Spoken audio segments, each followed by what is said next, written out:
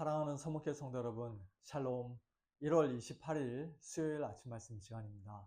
오늘 아침 우리에게 주시는 하나님의 말씀은 창세기 19장 24절부터 38절까지인데요. 그중 24절부터 29절까지의 말씀을 제가 봉독해 드리겠습니다. 여호와께서 하늘 곧 여호와께로부터 유황과 불을 소돔과 고모라에 비같이 내리사 그 성들과 온 들과 성에 거주하는 모든 백성과 땅에 난 것을 다 엎어 멸하셨더라. 롯의 아내는 뒤를 돌아보았으므로 소금 기둥이 되었더라. 아브라함이 그 아침에 일찍이 일어나 여호와 앞에 서 있던 곳에 이르러 소돔과 고모라와 그 온 지역을 향하여 눈을 들어 연기가 옹기가마에 연기같이 치솟음을 보았더라. 하나님이 그 지역의 성을 멸하실 때 곧 롯이 거주하는 성을 엎으실 때에 하나님이 아브라함을 생각하사 롯을 그 엎으시는 중에서 내보내셨더라. 아멘. 노아의 때 죄악이 가득한 이 세상을 물로 완전히 심판하셨던 하나님께서는 롯의 때에도 역시 죄악이 가득한 소돔과 고모라를 이번에는 물이 아니라 불로 심판하셨습니다. 하늘 곧 여호와께로부터 유황과 불이 비처럼 쏟아져 내려 도시들을 파괴하고 또 사람과 동식물들까지 모두 멸망시키는 장면은 상상만 해도 너무나 무섭고 끔찍합니다. 이처럼 극적인 심판의 장면은 우리 인간의 죄악이 거룩하신 하나님 앞에서 결코 사소한 문제가 아니라는 사실을 분명하게 보여줍니다. 긍휼이 많으시고 노하기를 더디하시는 하나님께서는 하나님께 범죄하고 반역하는 죄인들을 오래 참아주시지만, 그러나 동시에 하나님은 가장 거룩하시고 공의로우신 분이시기에 그 죄악을 영원히 참지는 않으십니다. 이 땅에 죄악이 가득 차고 정하신 때가 이르면 하나님의 공의로운 심판은 반드시 임합니다. 지금 우리가 살고 있는 이 세상도 하나님께서 오래 참고 계시는 중입니다. 그러나 마지막 날이 이르면 노아의 때와 같이, 그리고 롯의 때와 같이 하나님의 무서운 심판을 받고 멸망하게 될 것이라고 예수님께서는 친히 말씀하셨습니다. 누가복음 17장 말씀인데요. 노아의 때에 된 것과 같이 인자의 때에도 그러하리라. 노아가 방주에 들어가던 날까지 사람들이 먹고 마시고 장가들고 시집가더니 홍수가 나서 그들을 다 멸망시켰으며, 또 롯의 때와 같으리니 사람들이 먹고 마시고 사고 팔고 심고 집을 짓더니 롯이 소돔에서 나가던 날에 하늘로부터 불과 유황이 비오듯 하여 그들을 멸망시키셨느니라. 인자가 나타나는 날에도 이러하리라. 먹고 마시고 장가들고 시집가고 사고 팔고 심고 집을 짓는 것 자체가 죄라는 뜻이 아니라 사람들이 평상시와 다름없는 일상을 살아가는 가운데 어느 날 갑자기 심판이 임하게 될 것임을 말씀하신 것입니다.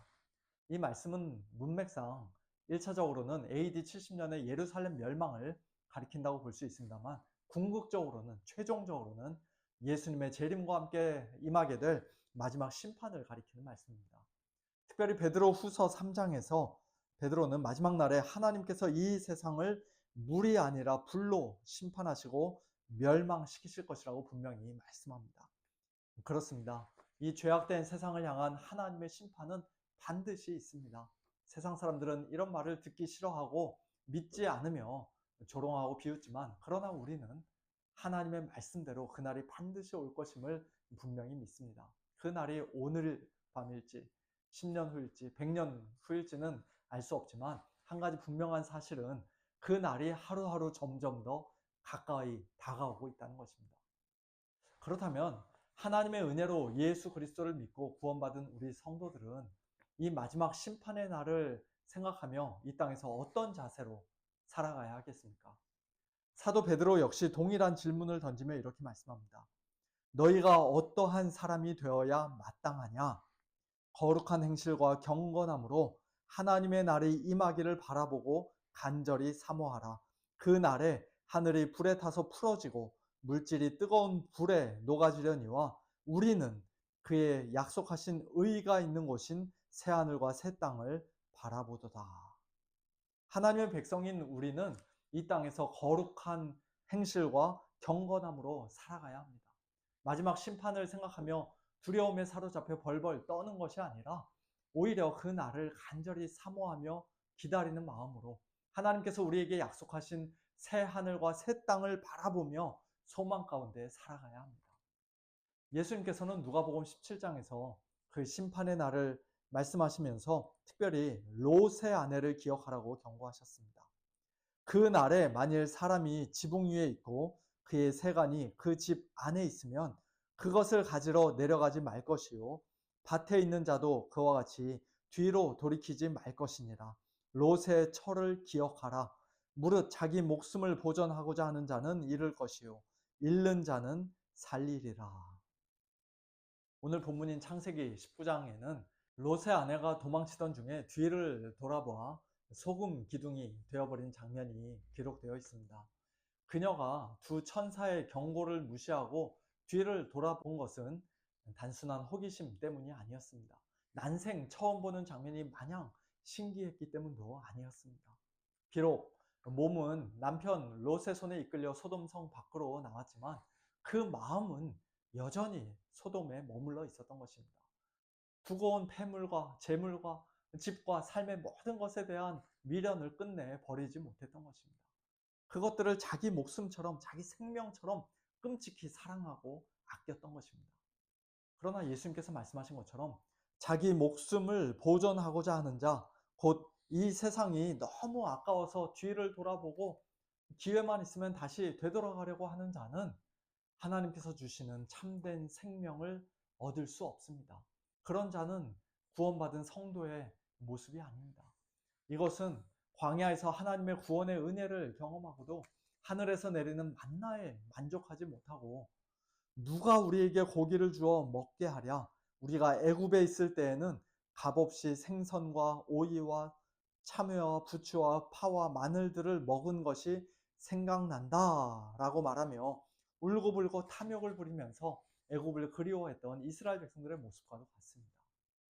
또한 예수님께서 말씀하신 것처럼 손에 쟁기를 잡고 뒤를 돌아보는 자, 곧 하나님의 나라에 합당하지 않은 자의 모습이기도 합니다.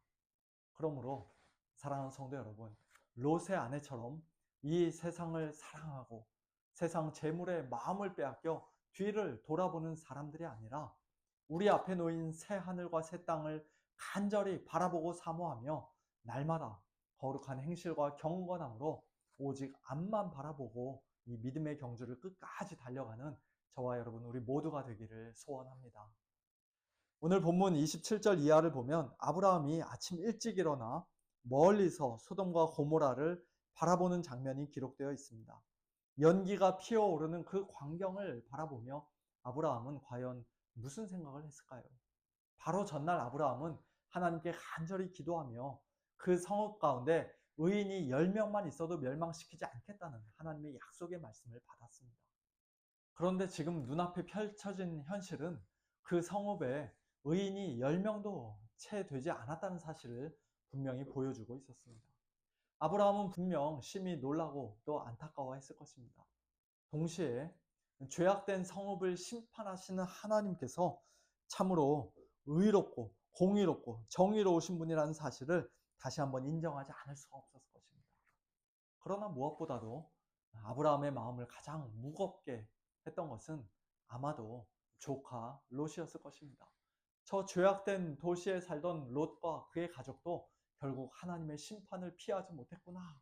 그렇게 생각하며 깊은 슬픔에 잠겼을지도 모릅니다. 사실 하나님의 공의대로라면 의인 10명도 없었던 소돔과 고모라에 살던 롯 역시 그들과 함께 심판받아 마땅한 사람이었습니다.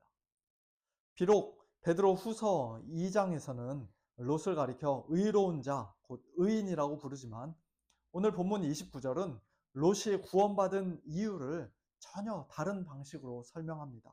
하나님이 그 지역의 성을 멸하실 때, 곧 롯이 거주하는 성을 엎으실 때에 하나님이 아브라함을 생각하사 롯을 그 엎으시는 중에서 내보내셨더라.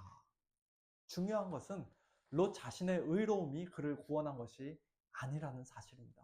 하나님께서는 롯을 위하여 중보기도 했던 아브라함을 생각하시고 기억하셔서 롯을 멸망 가운데서 건져내 주셨습니다. 사랑하는 성도 여러분, 오늘 우리가 구원받은 것도 바로 이와 같은 은혜 때문이 아닙니까? 우리는 우리 자신의 의로움 때문에 구원받은 것이 아닙니다. 하나님께서 아브라함보다 훨씬 더 완전하시고 가장 의로우신 우리의 유일한 중보자 예수 그리스도를 생각하사 예수님 때문에, 예수님 안에서 우리를 구원해 주신 것입니다.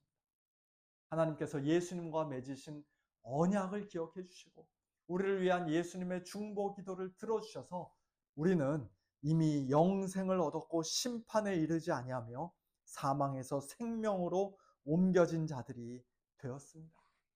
그러므로 우리는 구원받을 자격이 원래 없는 사람들이었음에도 불구하고 하나님의 전적인 은혜와 예수 그리스도의 십자가 보혈의 공로로 구원받은 성도들입니다. 이제 그런 성도들답게 우리 역시 아브라함이 롯을 위해 기도했던 것처럼 다른 사람들을 위해 기도해야 하겠습니다. 특별히 아직 하나님을 알지 못하고 예수님을 믿지 않는 사람들을 위해서도, 방황하는 우리의 자녀들을 위해서도 안타까운 마음으로 기도하며 또한 담대히 입을 열어 그들에게 복음을 전하는 자들이 되어야 하겠습니다.